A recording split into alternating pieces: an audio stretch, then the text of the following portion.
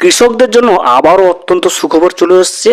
কৃষক বন্ধু প্রকল্পে আবারও কৃষক বন্ধু প্রকল্পে টাকা কিন্তু দিচ্ছে রাজ্য সরকারের পক্ষ থেকে।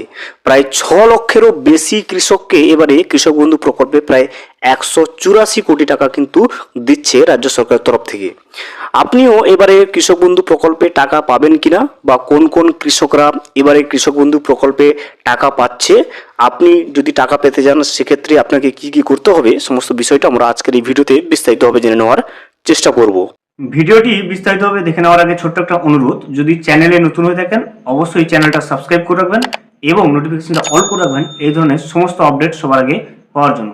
চলুন আজকের আপডেটটা আমরা বিস্তারিতভাবে দেখে নিই। সারের মূল্য বৃদ্ধিতে ক্ষোভ, কৃষক বন্ধুতে স্বস্তি।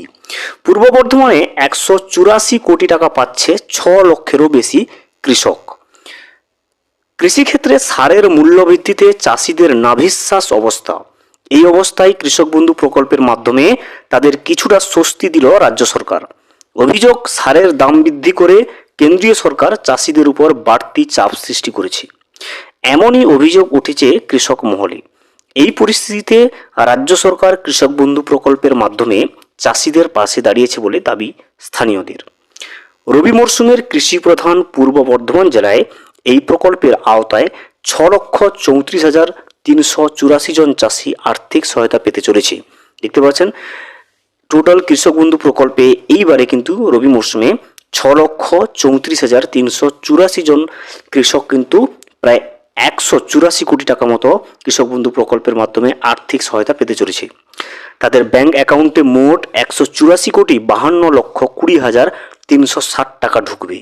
ইতিমধ্যে বহু চাষির অ্যাকাউন্টে টাকা পৌঁছে গিয়েছে, বাকিরাও আগামী কয়েকদিনের মধ্যে টাকা পেয়ে যাবেন বলে প্রশাসন সূত্রে জানা গিয়েছে।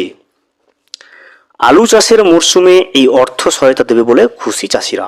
তাদের বক্তব্য, কেন্দ্রীয় সরকার যদি এভাবে পাশে দাঁড়াতো তবে চাষিদের এত সমস্যায় পড়তে হতো না।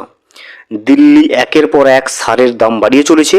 বিশেষ করে 10-26-26 সারের সঙ্গে বাধ্যতামূলক অনুখাদ্য কিনতে হওয়ায় চাষের খরচ অনেকটাই বেড়ে যাচ্ছে। চাষিদের অভিযোগ, অনুখাদ্য উৎপাদনকারী সংস্থাগুলোকে কেন্দ্রীয় সরকার উৎসাহ দেওয়ায় ডিলাররা সারের সঙ্গে অনুখাদ্য কিনতে বাধ্য করেছেন।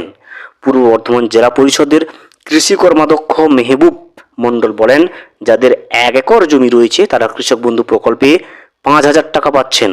দেখতে পাচ্ছেন 1 একর জমি যাদের রয়েছে তারা কৃষক বন্ধু প্রকল্পে কিন্তু এবারে 5,000 টাকা পাবে। যাদের জমির পরিমাণ কম তারা ন্যূনতম 2,000 টাকা করে পাচ্ছে। চাষিদের দাবি, কৃষক বন্ধু প্রকল্প, শস্য বীমা এবং সরকারি হারে ধান ও আলু কেনার ফলে এখন চাষ নিয়ে দুশ্চিন্তা কিন্তু অনেকটাই কমেছে। পূর্ব বর্ধমান জেলা পরিষদের অধ্যক্ষ অপার্থিব ইসলাম বলেন, জমি বেশি হোক বা কম সব চাষি পরিবারই এই প্রকল্পের সুবিধা পাচ্ছে। রাজ্য সরকার নির্দিষ্ট সময়ের মধ্যেই টাকা দেয়, যা চাষের এই সময়ে খুব কাজে আসে। জেলা কৃষি দপ্তর জানিয়েছে, নথি যাচাইয়ের পর ধাপে ধাপে সকল চাষির অ্যাকাউন্টে কিন্তু টাকা পৌঁছে দেওয়া হবে। দেখতে পাচ্ছেন টোটাল 6 লক্ষেরও অধিক কৃষককে কিন্তু এবারে আবারও কৃষক বন্ধু প্রকল্পে টাকা দেওয়া হচ্ছে এবং টোটাল কিন্তু সর্বমোট 184 কোটি টাকা কিন্তু তাদের ব্যাংকের অ্যাকাউন্টে ঢুকতে চলেছে। ভিডিওটি সম্পূর্ণভাবে দেখার জন্য অসংখ্য ধন্যবাদ। এখনো পর্যন্ত যদি চ্যানেলে নতুন হয়ে থাকেন এবং সাবস্ক্রাইব না করে থাকেন, অনুগ্রহ করে চ্যানেলটা সাবস্ক্রাইব করে পাশে থাকবেন।